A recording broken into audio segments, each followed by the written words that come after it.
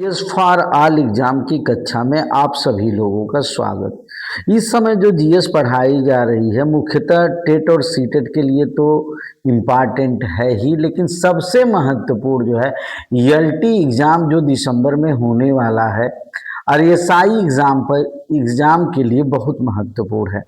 तो आइए चलते हैं, कुछ बातों को समझ लेते हैं।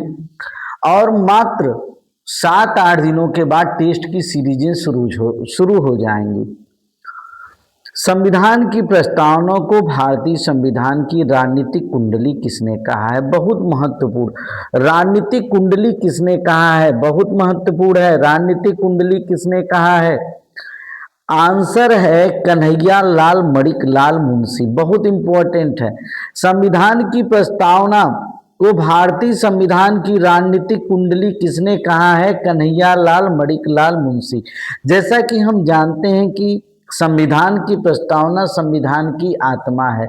संविधान की हृदय और आत्मा संवैधानिक उपचारों के अधिकार को डॉक्टर भीमराव अंबेडकर ने कहा था, लेकिन संविधान के प्रस्तावना को भारतीय संविधान की राजनीतिक कुंडली किसने कहा है? कन्हैया लाल मणिक लाल मुंशी। अगला प्रश्न है जो खूब पूछा जाता है कि हमारा भारतीय संविधान कैसा है? हमारा भारतीय संविधान अंशतः कठोर, संवैधानिक शब्दावली है भैया। हमारा भारतीय संविधान अंशतः कठोर और अंशतः लचीला है। बहुत इंपॉर्टेंट है। अंशतः कठोर, अंशतः लचीला है। भारत में कैसा तंत्र है? कैसा संवैधानिक तंत्र है? आप कहेंगे कि भारत एक संसदात्मक प्रजातंत्र है। संसद के 3 अंग होते हैं भैया। कौन कौन होते हैं? पहला संसद का अंग होता है राष्ट्रपति, दूसरा होता है लोकसभा, तीसरा होता है राज्यसभा। ये संसद के 3 अंग होते हैं भैया। राष्ट्रपति को छोड़े बिना आप नहीं, आप लोकसभा राज्यसभा 2 पे अगर करेंगे ना तो गलत हो जाएगा। संसद के कितने अंग हैं? 3 अंग हैं, राष्ट्रपति, लोकसभा, राज्यसभा। जब हमारा भारतीय संविधान लागू हुआ उस समय हमारे भारतीय संविधान में कितने अनुच्छेद थे और वर्तमान में कितने हैं? 395 अनुच्छेद तब भी थे, अब भी है। और अनुच्छेदों की संख्या बढ़ के भले 450 हो गई है, लेकिन इन्हीं अनुच्छेदों में क, ख या ABC करके उनको रखा गया है। वर्तमान समय में कितनी अनुसूचियां हैं? 12 अनुसूचियां हैं। कितने भाग हैं? 22 भाग हैं। लेकिन मूल संविधान में कितनी अनुसूचियां थी?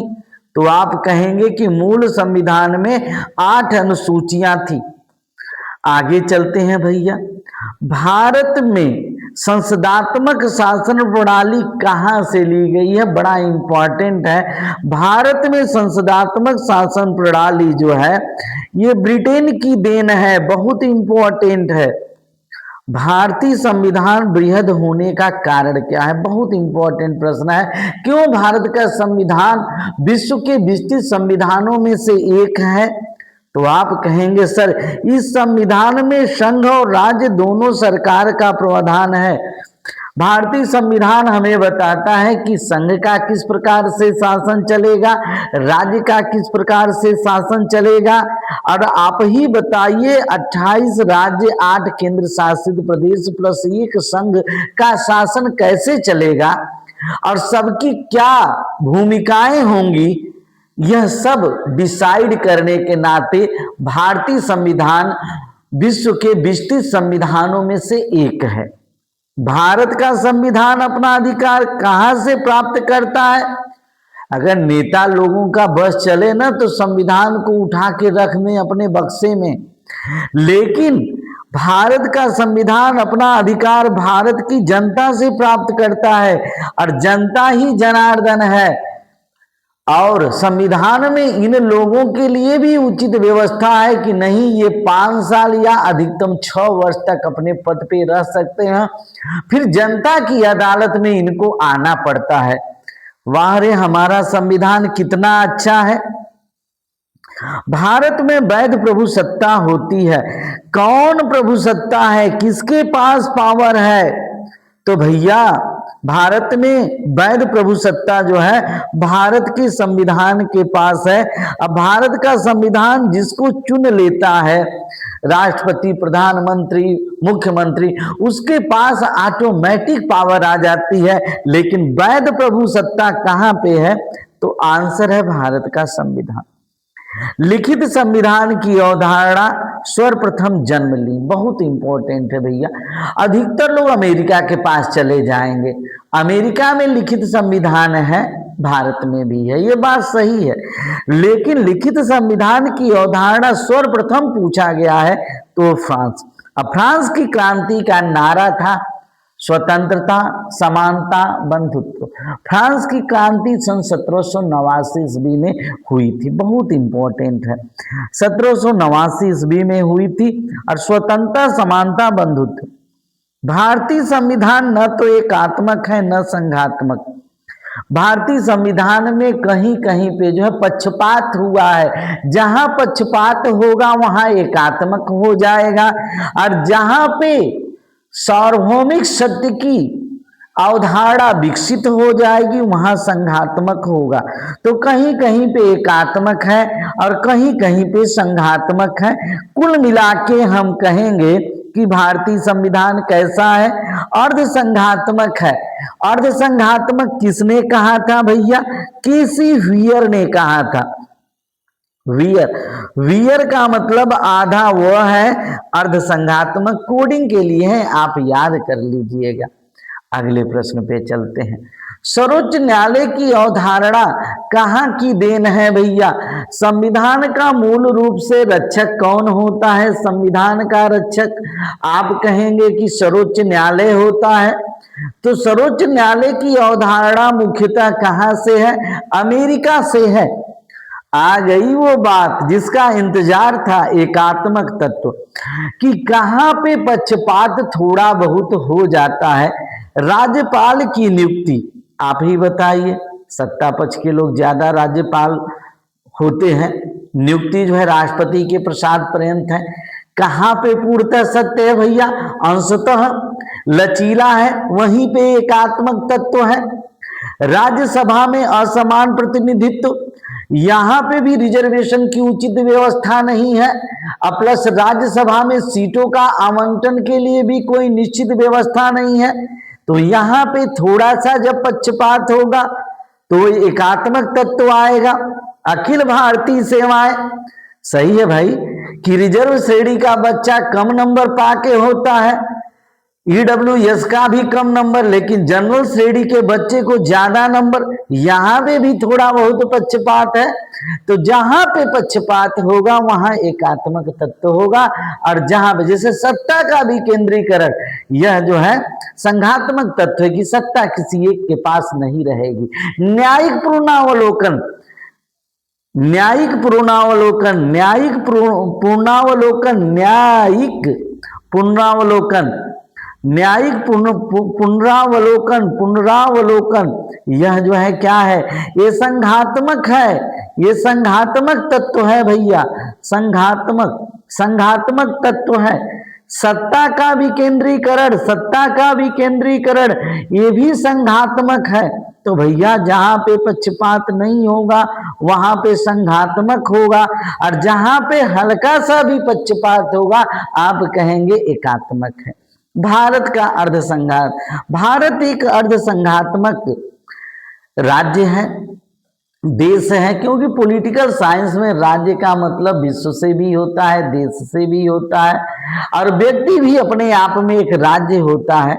भारत एक अर्धसंघात्मक है। भारतीय संविधान एक अर्धसंघात्मक है। यह बात किसने कही थी? केसी व्हीयर ने कही थी। अर्धसंघात्मक ये आधा है, यहाँ वो आधा है, आपको हमेशा के लिए याद हो जाएगा। अब धीरे धीरे टेस्टों की भी श्रृंखलाएं शुरू होंगी।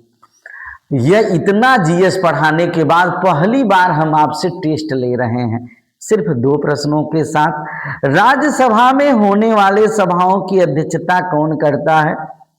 उपराष्ट्रपति, राष्ट्रपति, प्रधानमंत्री, भारत का मुख्य न्यायाधीश।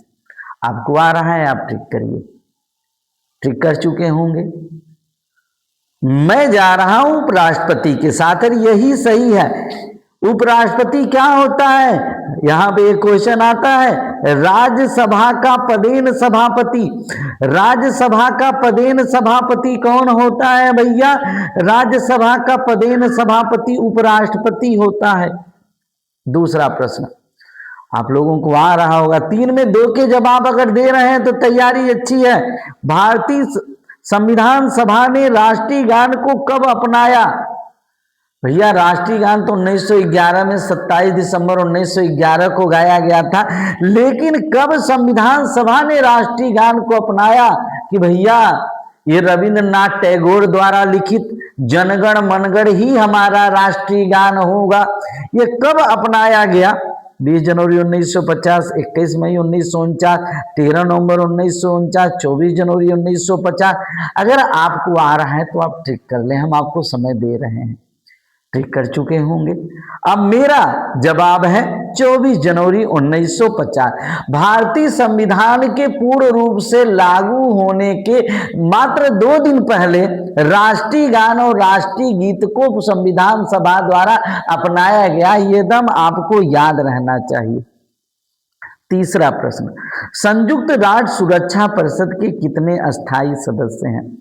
यह विश्व की भैया सबसे बड़ी पंचायत है यूएनओ।